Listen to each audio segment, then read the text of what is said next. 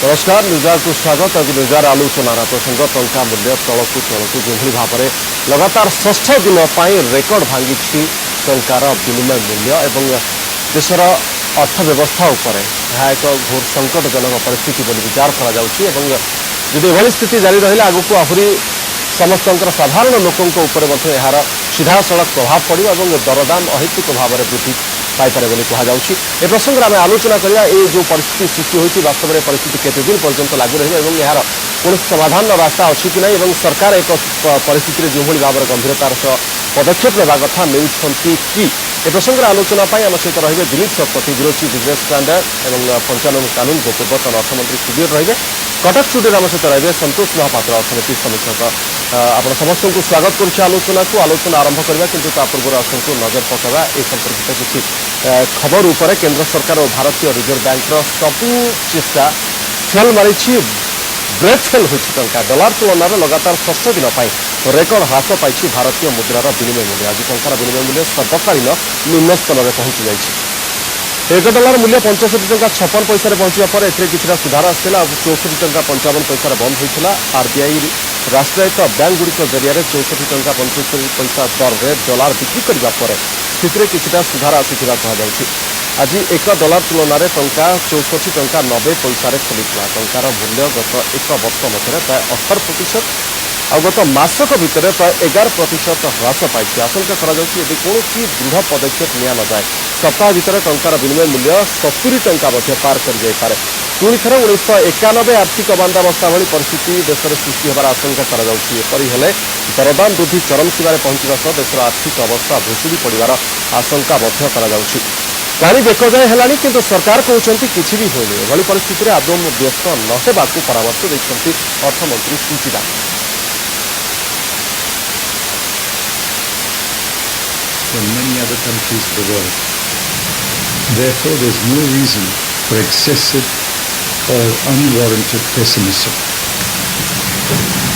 We expect that growth will pick up in Q2 to Q4. Supporting this are 1. Increase in sown area by about 9.1%. 2. Acceleration in the pace of plan expenditure. And 3. Impact of the projects cleared by the CCI in the last few months. अर्थमंत्री तथ्य हुए तो साधारण लोक बुझे न आसीपार साधारण लोक बुझी न पारती अर्थमंत्री किंतु कहते किसी व्यस्त हबार ना किंतु अर्थनीतिज्ञों कहवा कथा जे परिस्थिति दिन को दिन बिगिड़बार लगी देशर आर्थिक स्थिति साधारण लोक हुए तो प्रश्न करपारती जदि टंका दुर्बल होची डॉलर तुलन विनिमय मूल्य कमी कमी जाऊँगी यार प्रभाव आम उपर कौन पड़ो सीधासख प्रभाव किंतु सीधासख ना भी अनेक किसी प्रभाव पड़ो साधारण लोकों उपर देशर आर्थिक स्थिति जदि भुशुड़ी पड़ो आर्थिक स्थिति जदि दोहली जीव निश्चित रूपे प्रति व्यक्ति देशर प्रति नागरिक यह द्वारा प्रभावित हेबे कौन ना कौन माध्यम सीधासख कि परोक्ष कि प्रत्यक्ष। ए प्रसंग में आलोचना करवा जो भली परिस्थिति सृष्टि होती तार एभली परिस्थिति केते आहरी गंभीर हो पारे एवं यार समाधान रास्ता कौन रही सरकार ए परिस्थिति रे कौन पदक्षेप नौकरी कहुच्छी। 1991 में परिस्थिति सृष्टि होता और देश घोर आर्थिक परिस्थिति आड़ को गति करता से समय केंद्र सरकार को विदेश सीमा बंधक रखा पड़ता और परिस्थिति सुधार आसाला। ये परिस्थिति जो लगी रही लगातार षष्ठ दिन डॉलर तुलन में टंकार विनिमय मूल्य ह्रास पाई 65 टंका। आपको कही रखुद जिते देश स्वाधीन है से एक डॉलर दाम पाखापाखि 1 टंका था किंतु 1947 रे 1 डॉलर दाम 1 टंका थिला एवं आज 2013 मसीह 1 डॉलर दाम पाखापाखि 65 टंकार पहुंची सारी। यार कौन प्रभाव रही प्रसंग में पुणी थे कह रखी आलोचना आम सहित अच्छा पंचानन कानून को पूर्वतन अर्थमंत्री दिलीप शतपथी आम सहित अच्छा bureau chief business standard Cuttack आम सहित अच्छा संतोष महापात्र अर्थनीति समीक्षक तथा स्तंभकार और आम सहित अच्छा AK सावत चार्टर्ड अकाउंटेंट। आप समस्त को स्वागत कर आलोचना को प्रथम उचित कानून को आपको आरंभ करने चाहिए जो भली भाव में परिस्थिति सृष्टि होती मुझे अनुरोध करी जे वास्तव में साधारण लोकंर मन में यहाँ नहीं अनेक द्वंद्व रही जदि डॉलर तुलन में विनिमय मूल्य टंकार ह्रास पाँच कौन प्रभाव पड़ो आमर से कौन जाए आसे वास्तव में प्रश्न हूँ सबुठ बड़ प्रश्न ये जो परिस्थिति साधारण लोकंर किसी जाए आसूची सबुठारु बेसी क्षतिग्रस्त हेबे भारतवर्षर साधारण लोक हेबे এবং ହେଇ ଚାଲିଛନ୍ତି। ଆମେ ସବୁଦିନ ଗୋଟେ କଥା ଶୁଣୁଛେ ଟଙ୍କାର ମୂଲ୍ୟ କମିଗଲା। ଟଙ୍କା ତ 100 ପଇସା ଅଛି, ମୂଲ୍ୟ କମିଲା କ'ଣ? ସବୁ ସାଧାରଣ ଲୋକ ଜାଣିବା ଦରକାର ଯେ ପ୍ରତ୍ୟେକ ଟଙ୍କାର ଦୁଇଟା ମୂଲ୍ୟ ଥାଏ। ଗୋଟେ ହେଉଛି ଇଣ୍ଟ୍ରେନ୍ସିକ୍ ଭ୍ୟାଲ୍ୟୁ ବା ତା ଭିତରେ ଥିବା ମୂଲ୍ୟ, ତାର ପରଚେଜିଂ ଭ୍ୟାଲ୍ୟୁ, ତାକୁ ବଜାରକୁ ନେଲେ କ'ଣ ସେ କିଣିପାରିବ, କେତେ ପରିମାଣରେ ଟଙ୍କା କିଣେ, ସେ ଗଲା କାଲି କ'ଣ କିଣୁଥିଲା, ଆଜି ସେଇ ଜିନିଷକୁ କେତେ କେତେ ଅଧିକ ପଇସା ଦେବାକୁ ପଡ଼ିବ। ଆଉ ଗୋଟେ ହେଉଛି ଫେସ୍ ଭ୍ୟାଲ୍ୟୁ। ଫେସ୍ ଭ୍ୟାଲ୍ୟୁ ଟଙ୍କାଙ୍କର 100 ପଇସା ଅଛି, କିନ୍ତୁ ଏଇ ଯେଉଁ ଟଙ୍କାର ମୂଲ୍ୟ ଯେଉଁ ପ୍ରତିଦିନ ଅବକ୍ଷୟ ଘଟୁଛି, ଯେଉଁଠି ପହଞ୍ଚିଲାଣି ବର୍ତ୍ତମାନ 65 ପଇସା, ଆଜିର ଦିନରେ ପହଞ୍ଚିଲାଣି 64 64 ଟଙ୍କା ହେଲାଣି ଡଲାରର। ଏଥିରେ କ'ଣ ହେବ? ପ୍ରଥମ କଥା ହେବ ଯେ ଆମର ସବୁଠାରୁ ବଡ଼ ଜିନିଷ ହେବ ଯେଉଁ ଇମ୍ପୋର୍ଟେଡ୍ ଜିନିଷ। ଇମ୍ପୋର୍ଟ ଜିନିଷ ଭିତରେ ସବୁଠାରୁ ତେଲ ହେଉଛି ବଡ଼ ଜିନିଷ। ତେଲ ଆଉ ସାର, ଆମେ ସାର ଆଣୁଛେ, ଖାଦ୍ୟ ଆଣୁଛେ, ତେଲ ଆଣୁଛେ, ଅଏଲ ମାନେ ଏଇ ଯେଉଁ ପେଟ୍ରୋଲ ଡିଜେଲ, ଏଇ ଯେଉଁ କ୍ରୁଡ୍ ଆଣୁଛେ, ତାର ଡଲାରର ବିନିମୟରେ ଆମେ ତାକୁ ଆଣୁଥାଉ ଟଙ୍କାକୁ ଡଲାର। ସେ ଦରଟା ଯେତେବେଳେ ବଢ଼ିଯିବ, ବଢ଼ି ଚାଲିଛି ଆଜି ଦିନରେ, ସରକାର ଯେତେବେଳେ ସବସିଡି ଆଇଦର ଦେବେ, ସବସିଡି ଦେଇକି ତାକୁ ପୁରାପୁରି ତାକୁ ବଞ୍ଚେଇ ରଖିବାକୁ ଚେଷ୍ଟା କରିବେ। ସବସିଡି ନ ଦେଇପାରିଲେ ସେ ଦର ସେମାନେ କମ୍ପାନୀମାନେ ବଢ଼େଇବେ। ସେ ଯେତିକି ଦର ପେଟ୍ରୋଲ ଆଉ ଡିଜେଲରେ ବଢ଼ୁଥିବ, ତାହା ହେଉଛି ଖାଦ୍ୟ ସାମଗ୍ରୀ ବା ଯେକୌଣସି ଜିନିଷର ପରିବହନ ଖର୍ଚ୍ଚ ବଢ଼ିବା ପାଇଁ ବାଧ୍ୟ। ଏ ପରିବହନ ଖର୍ଚ୍ଚ ବଢ଼ିଲେ ନ୍ୟାଚୁରାଲି ସରକାରଙ୍କର ସାଧାରଣ ଲୋକ ଉପରେ ତାର ପ୍ରଭାବ ପଡ଼ିବ ଏବଂ ତାର ଯେଉଁ ଦୈନନ୍ଦିନ ଜୀବନର ଯାହା କ୍ରୟ କରିବାକୁ ଯାଉଛି ସେଥିରେ ତାର ଅତ୍ୟଧିକ ପ୍ରଭାବ ପଡ଼ିବ। ଯେଉଁମାନେ ବିଶେଷ ଭାବରେ ମୂଲିଆ ଶ୍ରେଣୀର, କାରଣ ମହଙ୍ଗି ଭତ୍ତା ଯେଉଁମାନେ ପାଉଛନ୍ତି, ତ କେନ୍ଦ୍ର ସରକାର ରାଜ୍ୟ ସରକାର ହୁଏତ ମହଙ୍ଗି ଭତ୍ତା ବୃଦ୍ଧି କରିଦେଇକରି, ଯାହାକୁ ଆମେ DA କହୁଛେ, ହୁଏତ କମ୍ପେନସେଟ୍ କରିଦେଇପାରନ୍ତି, କିନ୍ତୁ ଦିନ ମଜୁରିଆ ବା ଯେଉଁମାନେ ଚଳୁଛନ୍ତି ତଳ ଶ୍ରେଣୀର ଲୋକ, ତାଙ୍କ ପାଇଁ, ସାଧାରଣ ଲୋକ ପାଇଁ ଏହା ସବୁଠାରୁ ଏକ ବଡ଼ କ୍ଷତିକର ବ୍ୟବସ୍ଥା ଆଣିଦେବ, 1 ନମ୍ବର। ଦ୍ୱିତୀୟ କଥା ହେଉଛି ଆମେ ଯେଉଁ ଟଙ୍କାକୁ ନେଇକରି ଡଲାର ସାଙ୍ଗରେ ଆମେ ରିଲେସନ୍ କରୁଛେ ବୋଲିକରି କରୁଛେ, ଟଙ୍କାର ମୂଲ୍ୟ ଯେତେବେଳେ ଅବକ୍ଷୟ ହୋଇଯାଉଛି, ବଜାରକୁ ଯେଉଁ ଜିନିଷ ସବୁ ଆସୁଛି ତାର ସାମଗ୍ରିକ ମୂଲ୍ୟ ଆମ ପାଖରେ ମଧ୍ୟ ପଇସା ତା ପାଖରେ ଅଧିକ ଖର୍ଚ୍ଚ କରିବାକୁ ପଡ଼ିବ। ଏହିସବୁ ଦୃଷ୍ଟିରୁ ସାଧାରଣ ଲୋକ ନିଶ୍ଚିତ ଭାବରେ ଏଥିରେ କ୍ଷତିଗ୍ରସ୍ତ ହେବେ। ଭାରତବର୍ଷର ସାଧାରଣ ଲୋକ ହେଇ ଚାଲିଛନ୍ତି ଏବଂ ହେବେ, ଆଗାମୀ ଦିନରେ ଆହୁରି ଅଧିକ ଭାବରେ ହେବେ। निश्चित रूपे साधारण लोकों ऊपर यार सीधा सड़क नहले प्रभाव निश्चित रूपे पड़ो एवं ए परिस्थिति जदि आगक लगी रहा आपण पकेट आहरी ढिला हो चलो आपण आर्थिक परिस्थिति खराब हो पारे देशर आर्थिक परिस्थिति सहित संतोष महापात्र आम सहित अच्छा स्तंभकार तथा अर्थनीति समीक्षक संतोष बाबू कहुच्छी जो परिस्थिति सृष्टि होती केंद्र सरकार आज जहाँ आम देखा अर्थमंत्री पी चिदम्बरमकर बयान जे नियंत्रण रही वास्तव में जो परिस्थिति सृष्टि होती आप भावुं नियंत्रण रही ना नियंत्रण बाहर देखु टंकार जो ह्रास घटुची लगातार भाव प्रतिदिन खबर पड़ा यह ह्रास हो चलती गत वर्ष हाराहारी 18% ह्रास पाई जदि एक्सपोर्ट स्टॉक मार्केट में कलाप्स करपटे टंकार हूँ बाह्य मूल्य ह्रास पाँच सरकार ये जो बाहास्पट मार्च से माने एक्चुअली लोक को भुआ बुलाइबा। प्रथम कथा हूँ बर्तमान अर्थनीतिर नियंत्रण सरकार हाथ में ना गोटे नदी बंधर जो घर पा घरे से गोटे नियंत्रण थाए घाई हो गले से घाईटा कहीं नियंत्रण करें आमर जो लिबराइजेशन प्रोसेस रे आम जो अर्थनीति को ओपनिंग कर देइछु टोटाली एब्सोल्युटली एवं आमर किसी कंट्रोल नहीं एवं टोटाली आमर बाह्य क्षेत्र 40% होची एक्सटर्नल सेक्टर जीडीपी 40% होची एक्सटर्नल सेक्टर तेणु आम हाथ में अर्थनीति आ नियंत्रण नहीं तो से यही हूँ आर जो विभिन्न कारण कहुच्छी केतेक कारण हूँ लोक धुआ बुलाई कहूँ केते कारण माने सठिक कारण कहूँ। प्रथम कथा हूँ जो माने टंकार भैल्यू कमिवार कारण हूँ demand and supply supply demand कौन जदि गोटे जिनसर डिमांड अधिका हम ता रेट बढ़ सप्लाई डिमांड कम हेले हूँ रेट कम आमर हूँ देशर जो डॉलर आवश्यकता रही धर हूँ आमदानी कि विदेश ऋण सुझापी बाहर को जावाई बाहर चिकित्सा ये सब जो विभिन्न हूँ विदेशी कंपानी मैंने लाभ नहीं दिखापी कि बाहर देश को ऋण सुझापी आम डॉलर आवश्यकता होती डॉलर हूँ आम आसूँ केमती ना आमर एफडीआई थ्रो आसा फरेन इंस्टल इनभेस्टर आम रप्तानी थ्रो बाहर जो चाकरी करते पठाऊँ यही भागवत आम डॉलर आसी सप्लाई डिमांड दृष्टि आमर डॉलर वैदेशिक मुद्रार जी आवश्यक पड़ुछि आमर ताठार हूँ कम आसूची जहाँफल हूँ कौन होमर डॉलर मूल्य हूँ टंका तुलन में बढ़ुची। द्वितीय कारण कौन कहूँ ना क्वांटिटेटिव इजिंग अमेरिकार जो रही हूँ फेडराल रिजर्व आम जो रिजर्व बैंक भाया सी आगुरी कौन कर America is a consumption economy सी कौन कर अमेरिका कंजप्शन को प्रोत्साहन देवाई उपभोग को प्रोत्साहन देकर आर्थिक अभिवृद्धि सुधार हास करते तापर कौन कले से बंड क्रय करके लोक हाथ को पैसा छाड़े बर्तमान से कहते आउ से बंड क्रय करेंगे ना जेहेतु अमेरिकार स्थिति भल अच्छी कि अमेरिका स्थिति भल ना कि कौन हो डॉलर लोक हूँ आमर पुंजीनिवेशक विदेशी पुंजीनिवेशक से भारत टंका उद्योग कर टंका उद्योग कर डॉलर में निवेश कर जहाँफल कौन हूँ ये कारण देखा कि वास्तव ये दुईटार किसी रही कि मोर कहबार कथा यदि अमेरिकार ये आम देश में ये पतन घटव स्टक मार्केटर तेल से अर्थनीति को आम कहीं आदर देचे आमर जो कहते टंकार मूल्य हूँ ह्रास पाँच मोर हूँ प्रश्न हूँ सरकार को अन्य बुद्धिजीवी प्रश्न 1987 मसीह गोटे डॉलर मूल्य हूँ 1 टंका पाखापाखि था सरकार तापर कौन कले 1948 1 डॉलर को 4 टंका केत पैसा निजे हूँ फिक्स कले जोटा कि paid exchange rate fix exchange rate ता भर से केते थर हूँ डिप्रिसिएसन कर डिभालुएसन कर 1966 मसीह से 36% कर 1985 हूँ 12% होती 1991 मसीह निजे मनमोहन सिंह 24% करते आज जो मैंने जो चिंतित से मैंने टंका को यही तल स्तर को आते कहीं ना वर्ल्ड बैंक IMF से कार्य करते जहाँ निर्देश देवे से करेंगे आ लाभ हूँ कहार ना विदेशी कंपानी लाभ केमी हूँ ना गोटे टंकार जब परचेजिंग पावर पारिटी क्रय शक्ति क्षमता हिसाब से मूल्य जब बर्तमान हूँ 25 टंका पाखापाखि हुए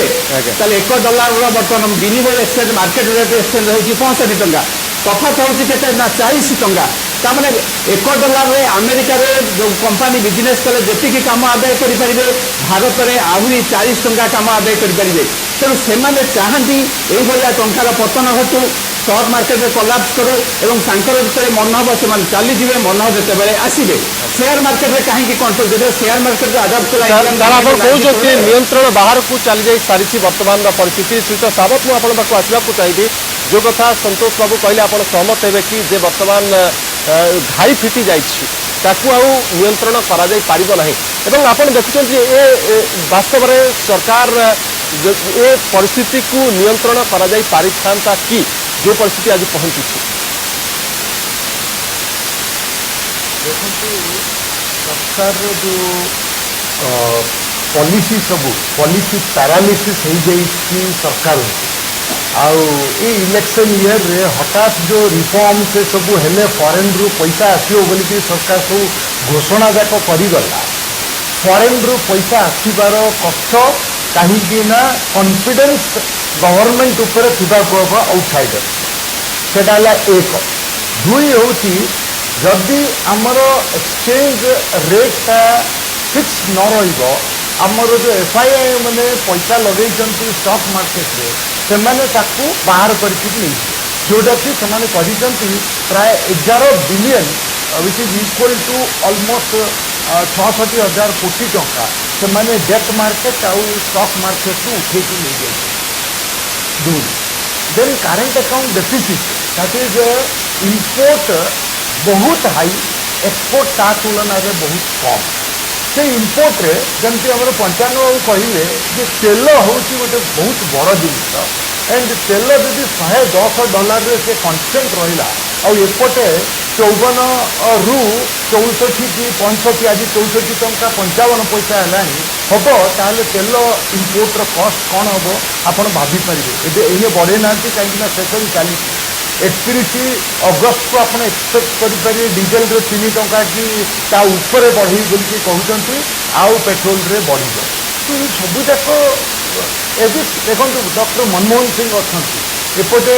डॉक्टर आलुवालिया सेपटे रंगराजन साय तीन छाड़े आमर अच्छा रघुराम राजन आउ समस्ते थी जदि आम यही सिचुएशन को आसी भारत एटा बड़ दुखमय समय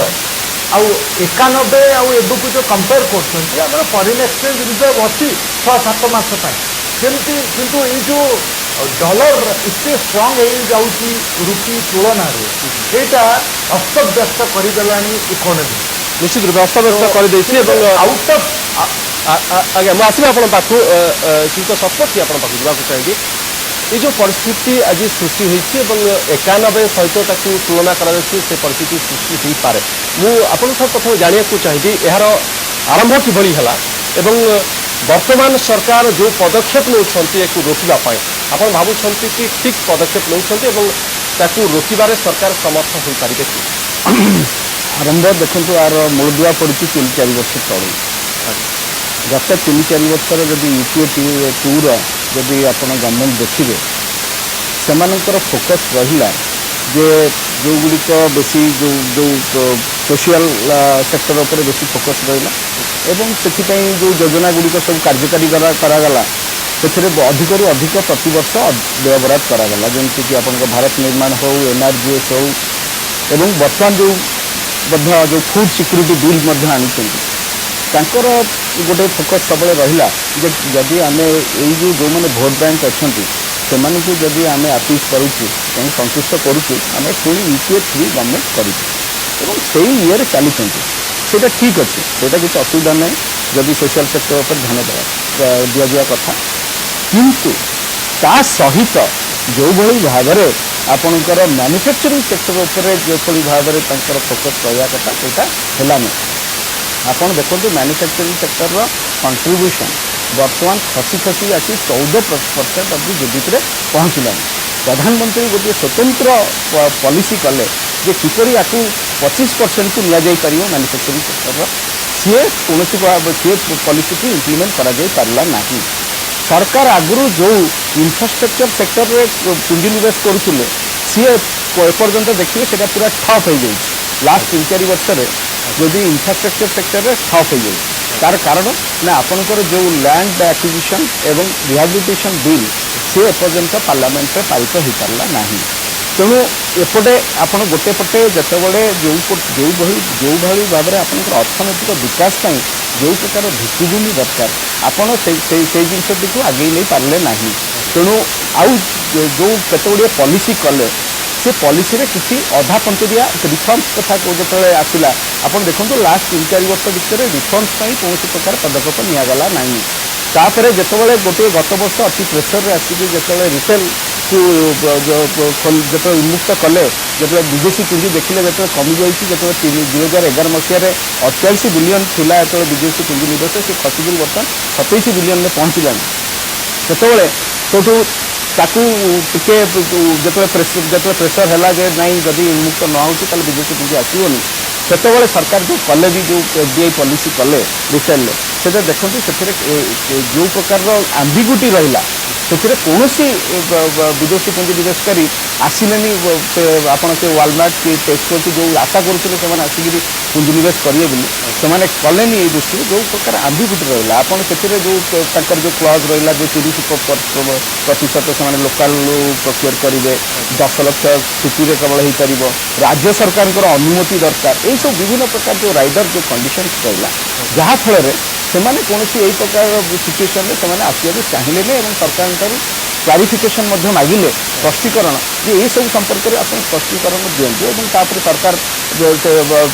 ତାପରେ ସେମାନେ କୌଣସି ପ୍ରକାର ପୁଞ୍ଜିନିବେଶ କଲେନି କିନ୍ତୁ ଅନ୍ୟପଟରେ ଆପଣଙ୍କର ଯେଉଁ ବର୍ତ୍ତମାନ ଯେଉଁ ତା ଛଡ଼ା ଏଇସବୁ ଛଡ଼ା ମଧ୍ୟ ଯେହେତୁ ଇନଫ୍ଲେସନ୍ ରେଟ୍ଟା ଦେଶରେ ଅଧିକ ରହିଲା ତେଣୁ ଯେଉଁ ମନି ସର୍କୁଲେସନ୍ ବା ଲିକ୍ୱିଡିଟି ଉପରେ RBI ସବୁ ତାଙ୍କର ଅଙ୍କୁଶ ଲଗେଇକି ରଖିଲେ ତେଣୁ ଯାହାଫଳରେ ଦେଶ ମଧ୍ୟରେ ମଧ୍ୟ କୌଣସି ପ୍ରକାର ପ୍ରକଳ୍ପ ହେଇପାରିଲା ନାହିଁ ମାନେ ପୁଞ୍ଜି ନିବେଶ ହେଇପାରିଲା ନାହିଁ ତାପରେ ଆପଣଙ୍କର ଯେଉଁ ବର୍ତ୍ତମାନ 120 ବିଲିୟନ ଡଲାରର ପ୍ରୋଜେକ୍ଟ ଯେଉଁଟା ଆପଣଙ୍କର କାର୍ଯ୍ୟକାରୀ ନ ହେଇକିରି ପଡ଼ିକିରି ରହିଛି ସେଥିରେ ବିଭିନ୍ନ ପ୍ରକାର ସମସ୍ୟା କିଏ ଲ୍ୟାଣ୍ଡ ଆକ୍ୱିଜିସନ୍ରେ କିଏ ଖଣି ପାଇଁ କିଏ ଏନଭାଇରନମେଣ୍ଟ କ୍ଲିୟରାନ୍ସ ପାଇଁ ଏମିତି ପଡ଼ିକିରି ରହିଛି ତେଣୁ ଆପଣ ଦେଖିବେ ଗୋଟେ ଯେଉଁ ଗତ 3-4 ବର୍ଷ ଭିତରେ ଟୋଟାଲି ମୁଁ ଯେଉଁ କିଛି ତାର ଯେଉଁ କହିଲି ଦେଖିବେ 3-4 ବର୍ଷ ଭିତରେ କୌଣସି ପ୍ରକାର ଇକୋନୋମିକ୍ ଆକ୍ଟିଭିଟି ତାକୁ ବଢ଼େଇବା ପାଇଁ କୌଣସି ପ୍ରକାର ସରକାରଙ୍କର ପଲିସି ହିଁ ଏଥିପାଇଁ ଦାୟୀ ନିଶ୍ଚିତ ଭାବେ ଯେଉଁ ତାଙ୍କର ଯେଉଁ ପଲିସି जो से पॉलिसी ये प्रकार परिस्थिति बर्तमान उपजी तेणु बर्तमान कौन विदेशी जो कथा आम पढ़ु बर्तमान डॉलर कहीं ना बर्तमान करंट अकाउंट डेफिसिट आमर जी पुंजी आसवा कथा विदेश आसीपार नहीं आमर जो एक्सपोर्टा बढ़िया कथा से किसी अंकुश रोचे कहीं आमर एक्सपोर्ट हम जो विदेशी मार्केट आमको सपोर्ट करेंगे से आम एक्सपोर्ट बढ़ तेणु विदेशी मार्केट एपर्यंत भी जो जो आम जो 2008 रिसेसन पर यदि रिकवर कले फुली एपर्यंत पूरा रिकवर कर पारे तेणु रप्तानीटा सब विदेशी बजार उपर निर्भरशील विदेशी बजार जो पूर्ण मात्रा रिकवर करनी से एक्सपोर्ट बढ़ी पारुनी तेणु आपड़ गोटे पटे अन्य पटे जो इम्पोर्टा बर्तमान जो कथा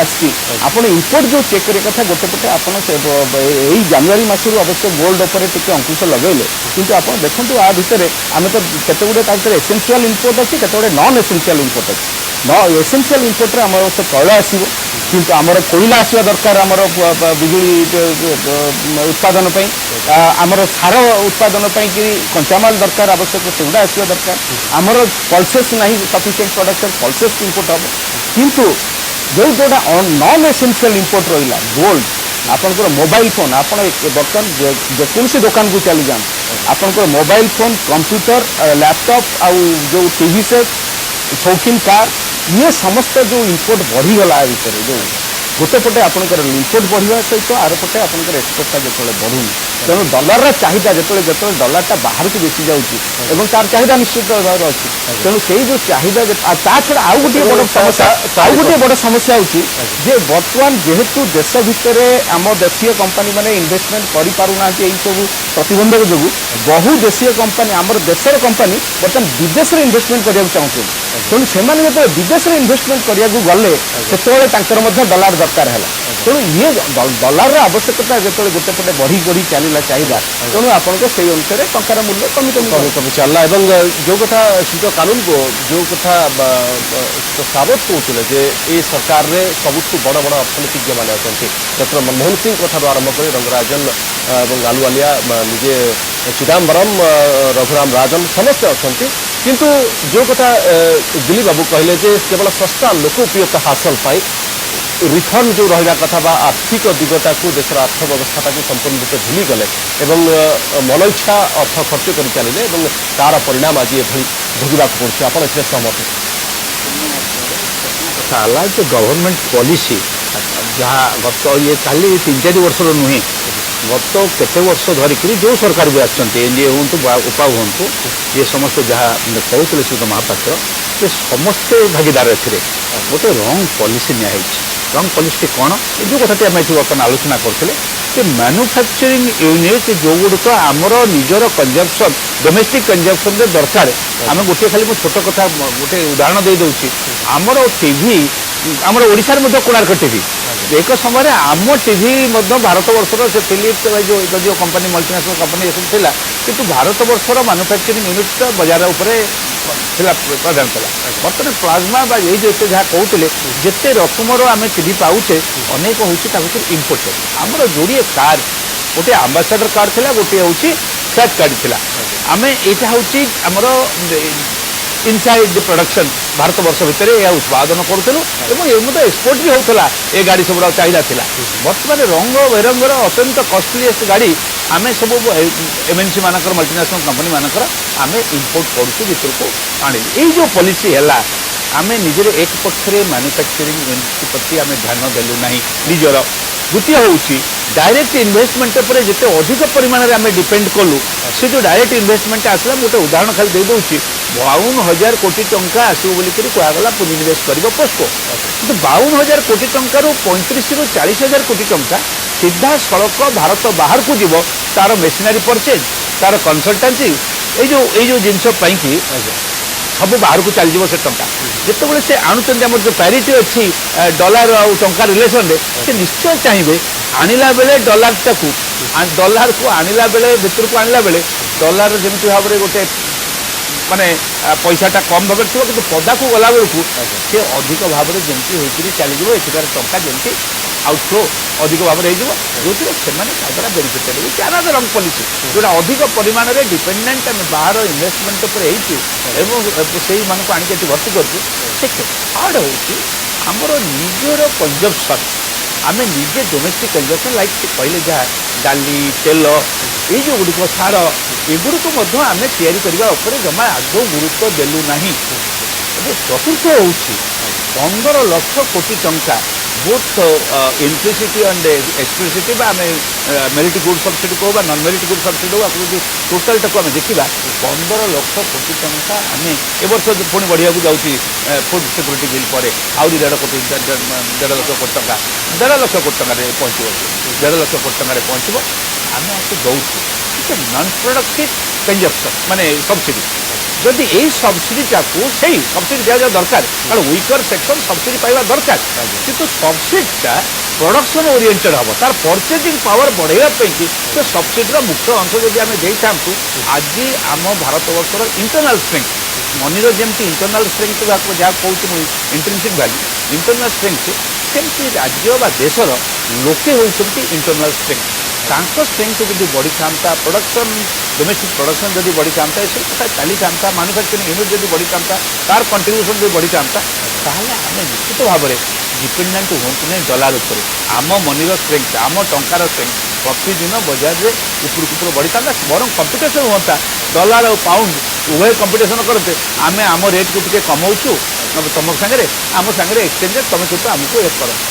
रादर आम स्ट्रेंथ बढ़ी था से आम सागर बार्गेन करके स्ट्रेंथ को माने एमती भाव में हु हो बढ़ाई न था आम पाखे मूल्य बढ़ाई न था तेणु प्रथम कथा गवर्नमेंट आज गोटे दिन आसी जे यही 4-5टी कथा प्रति दृष्टि दबा फॉरेन डायरेक्ट इन्वेस्टमेंट को अतिमात्रा डिपेंड न करवा द्वितीय हूँ निजर मैन्युफैक्चरिंग यूनिट गुड़ को स्ट्रेंथेन करवा एवं इंटरनाल कंजप्शन प्रति डोमेस्टिक कंजप्शन टाक आम निजे नियंत्रण भितर रखिक आम तैयारी करवा तृतीय हूँ जो सब्सिडी आम दौचे से सब्सिडी गुड़िक प्रोडक्शन ओरिएंटेड सब्सिडी प्लस ये जो लोकंर परचेजिंग पावर एनहांसमेंट सब्सिडी भाव में व्यवहार करवा चतुर्थ हूँ सबुठ बड़ कथा हूँ सरकार निज नियंत्रण भितर